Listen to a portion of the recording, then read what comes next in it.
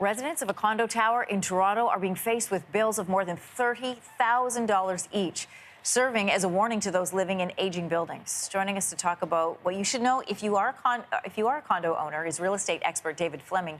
He's with the Bosley Real Estate Group. Good morning. Good to see you. Good morning, Anne-Marie. How you doing? Good. I'm interested to know sort of the expert opinion behind this story. It's a heartbreaking one. The high assessments levied against these Toronto residents were done so to pay for maintenance and repair on top of the $800 in condo fees that each of them pay a month. So when the condo unit owner is hit with an assessment for repairs, do they have a recourse in order to fight it?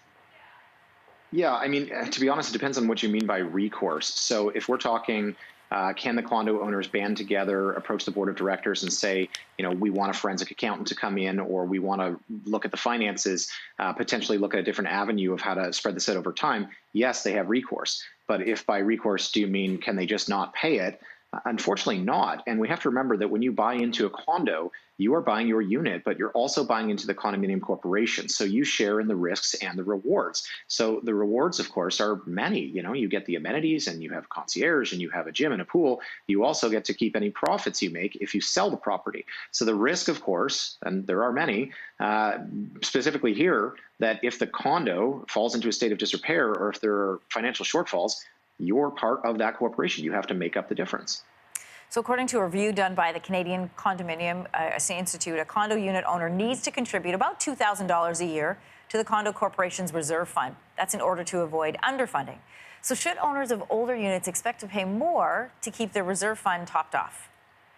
Yes, they should. And typically when you look at older buildings, we always look at maintenance fees on a per square foot basis. And in 99% of condos, that's how they're apportioned, by how big your unit is, which of course is the fair thing to do.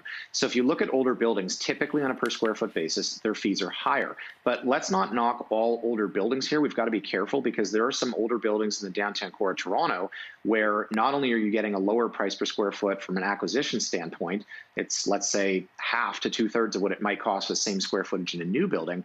But there are some buildings that have very, very low maintenance fees, and that's a sign that these things were exceptionally well run over the last 30 or 40 years. Well, that is a key point, and that plays into the first example we were talking about, is knowing the financial structure, knowing what needs to be done to the building, because if you're looking at a building that needs that much servicing that everybody's getting, almost $40,000 in bills, means that something wasn't managed correctly. So if someone is looking at a condo in an older building, what kinds of things do they need to consider before they decide to make an offer or not? What should they be looking at?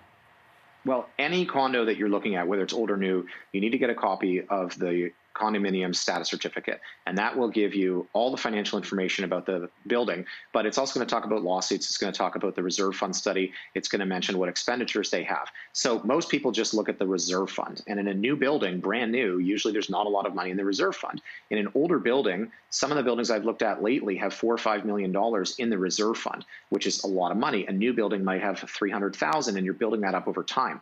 So anytime, and I can't speak to this building specifically in the news story, because I don't know their finances, but anytime that you see an older building that has next to no money, or I've even seen a negative reserve fund, usually it's a sign that unfortunately they've mismanaged their finances or they've just had way too many repairs to keep up with. Yeah, and those repairs are going to have to be paid for by somebody, and that could probably be you.